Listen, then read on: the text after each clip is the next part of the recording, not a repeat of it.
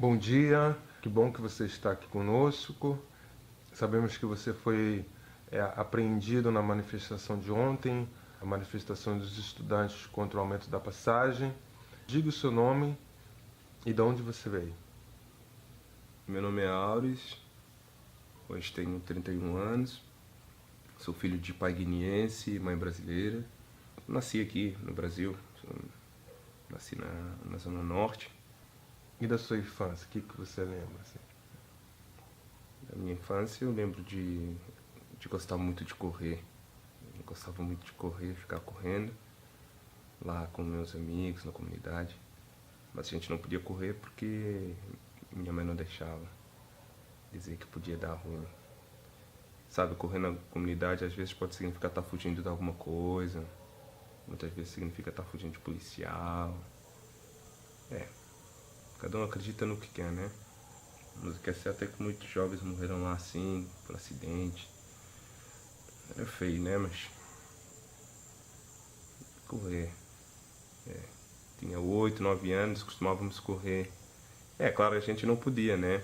Mas tinha lá uma zona ali perto do rio, onde tinha muito pescador, que ia pescar bem cedinho de manhã na Baía da Guanabara.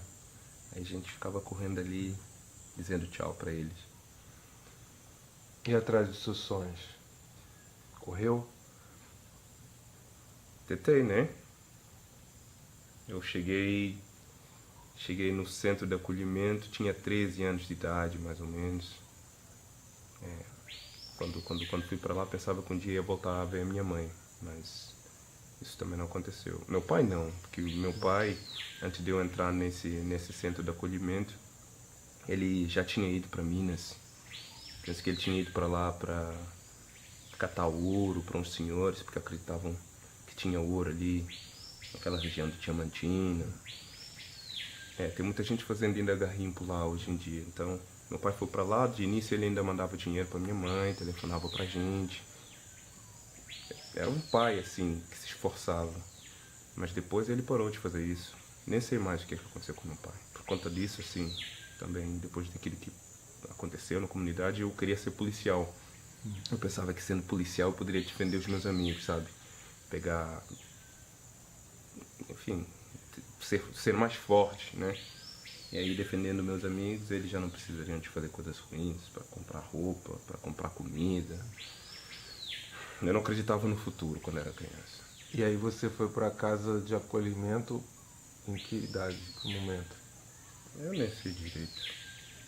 Também não foi assim tão ruim não, sabe?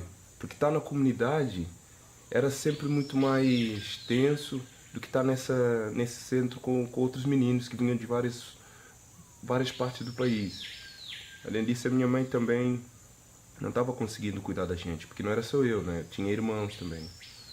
Aí foi uma forma de ajudar a minha mãe a aguentar com aquelas despesas. Só que a gente, quando entra lá, vai perdendo contato com a família, a gente deixa de ter contato. Por isso que eu não acreditava jamais no futuro, né? Pensava que o jeito era mesmo me tornar policial e...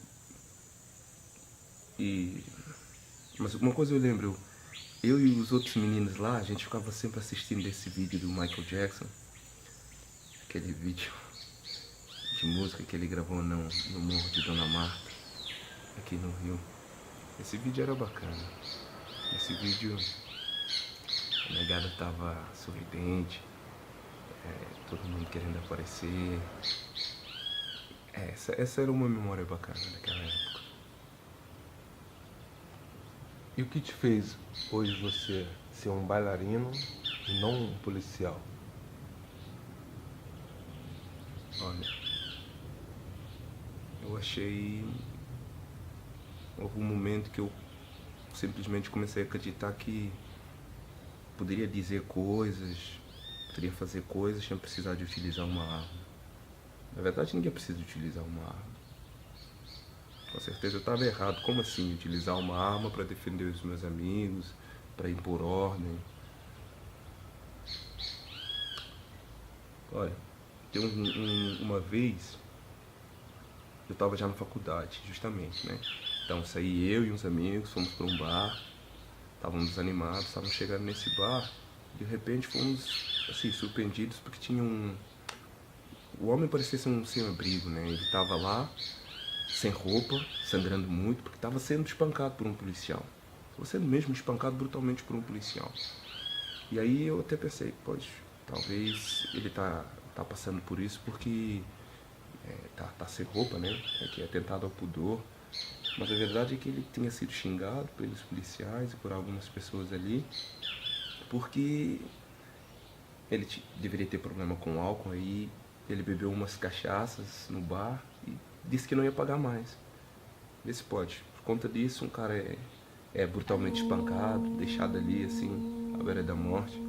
E aí a situação tava tensa, e lembro que nem eu, nem os meus amigos, ninguém se sentiu capacitado para fazer nada. Nós ficamos assim, de tal modo surpreendidos que ninguém fez nada.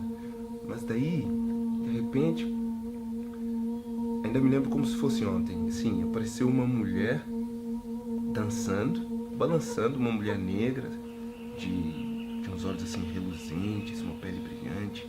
Ela simplesmente balançava assim, saindo do bar, e aquilo foi um momento assim que hipnotizou todo mundo. Então o policial já nem estava mais batendo no cara, tinha gente já saindo do bar para ir acudir o rapaz, nós mesmos já estávamos avançando, tentando. Parecia que por instantes tudo que era ruim tinha desaparecido naquele lugar. Eu confesso que fiquei impressionado com aquele momento. Foi um exemplo da afetividade. Assim, fiquei muito, muito emocionado. E a partir daí eu pensei, nossa, como assim? Com certeza, quando puder, é isso que eu quero ser.